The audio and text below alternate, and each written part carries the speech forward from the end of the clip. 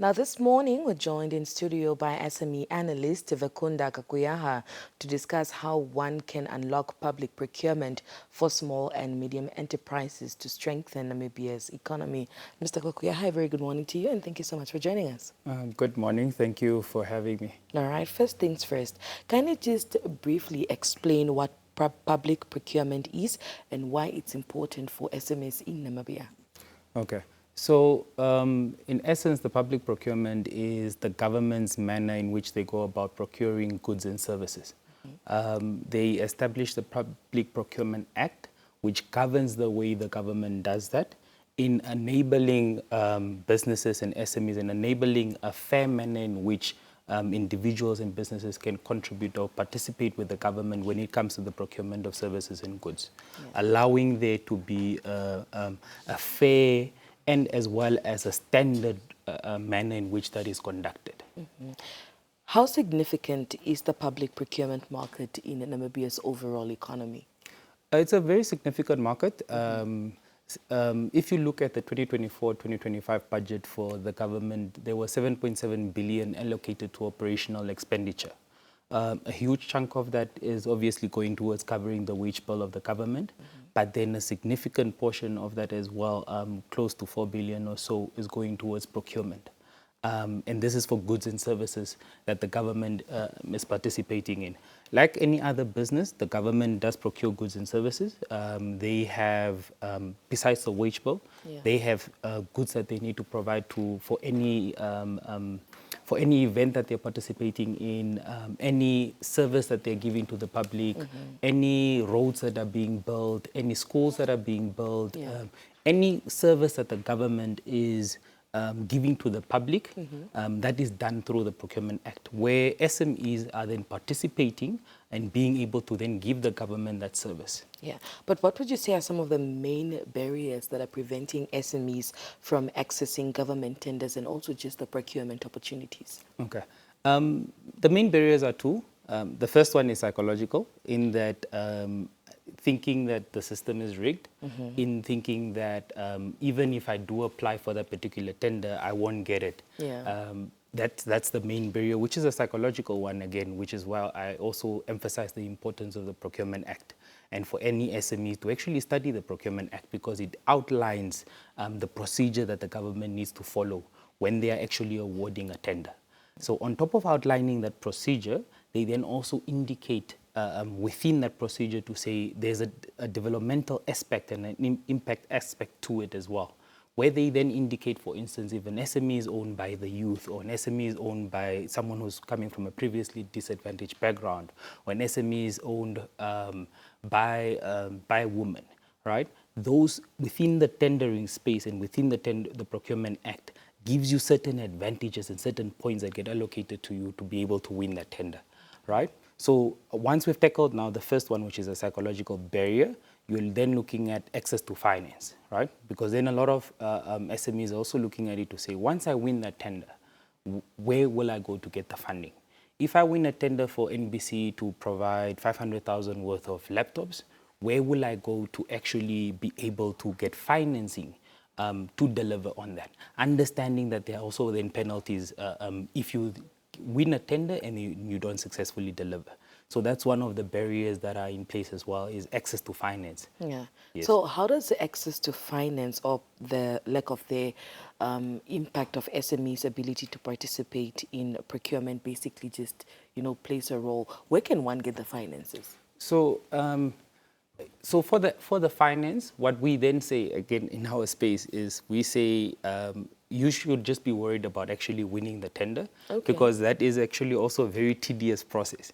Because there's an act and a procedure that you need to follow, it can be a very tedious process in regards to just being able to put your documents together and make sure that you submitted a bid that actually meets the standard, right? But once you actually win a tender, you can always come to Bellatrix SME Finance. We have a purchase order financing facility where we provide financing for individuals that have actually won a tender. And for that financing that we provide, we don't require collateral. So if you are a youth and a young SME that is starting and you win a $500,000 worth of a tender for laptops, you don't need to actually provide collateral worth 500,000 to actually get the financing. So the financing we provide is we back it by a session agreement where we then use the purchase order as collateral, and we then are able to finance your transaction. Yes. So what are some of the practical steps that small business owners can take, to become more competitive when it comes to public procurement? I think the first one for me would be studying the Public Procurement Act, because you need to know how to do business with the government and what they look at and what the requirements are. So you need to really study the Public Procurement Act and understand the requirements that you need to meet. Secondly, what I would say is you need to also approach your financiers and also build relationships, not only just with your financiers, but with suppliers as well. So that's one key thing that I notice in our line of business with SMEs that are actually thriving and growing, is that some guys actually call me before they submit the tender to say, look, this is the tender that we are considering. We are about to submit our bid.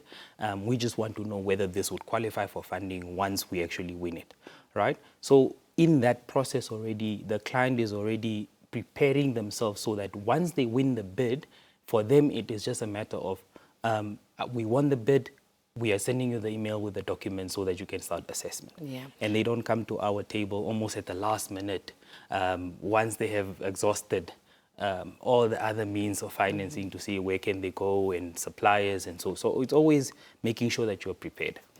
Would you say it's possible for collaboration or perhaps, forming, cooperative ties between smaller firms just to, get bigger tenders?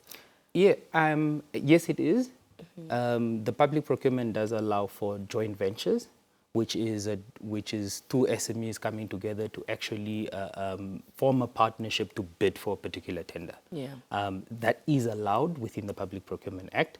So those corporations and so forth are, again, allowed, yes. All right. So what changes would you like to see when it comes to Namibia's procurement framework to make it perhaps more SME friendly?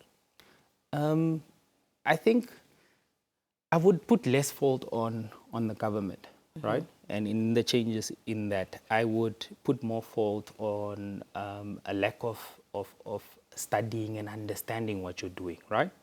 And this goes for anything that you're doing, that if you intend to come on to Good Morning Namibia, you're expected to do a little bit of homework on your end in regards to how should I appear, what should I talk about, how prepared should I be. And it's the same thing when it comes to the government. I think the government has done quite a lot in regards to facilitating Namibian SMEs to participate in the tendering space. Yeah. The main issue becomes the entrepreneurs themselves actually studying and learning and understanding how that can benefit their businesses.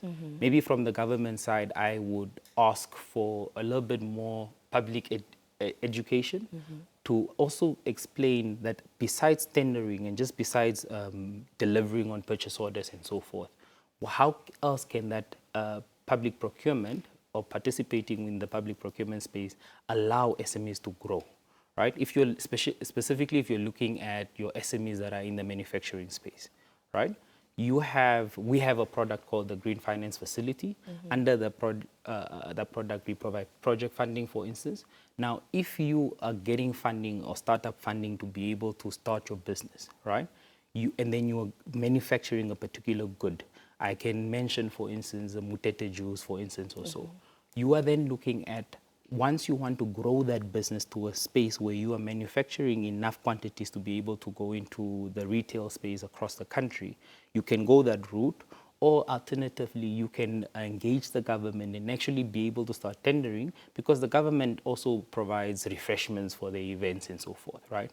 That's an avenue that a business like Mutete Juice could take advantage of, to say that we are actually going to start tendering because we are a manufacturing business, and the public procurement allows for advantages to local manufacturing businesses.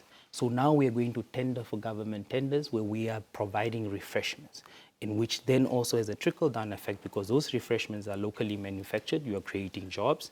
There's downstream impact to it where wherever you're buying those goods, which is from local farmers, that you're using to create your juice, and then you're providing the juice to the government. So there's always that downstream effect of that can come from the public procurement. Yeah. I think we, as a country, haven't actually explored that as much. We've looked at it as almost for lack of better words, I want to say almost a get-rich-quick attitude around doing business with the government. Yeah.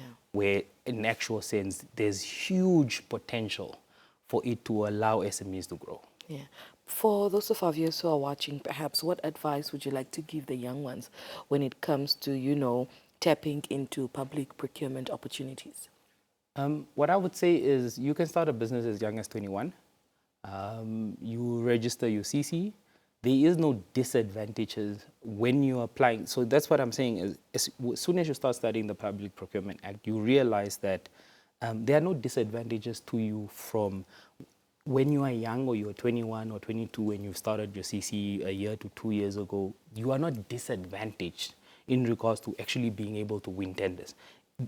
It's the exact opposite actually where you are advantaged to say you are under a certain age, you fit within the youth category, so you are in the points when they're scoring the bids, you actually get a few extra points because of that, right? So I would say it is a great means of growing and creating income for yourself.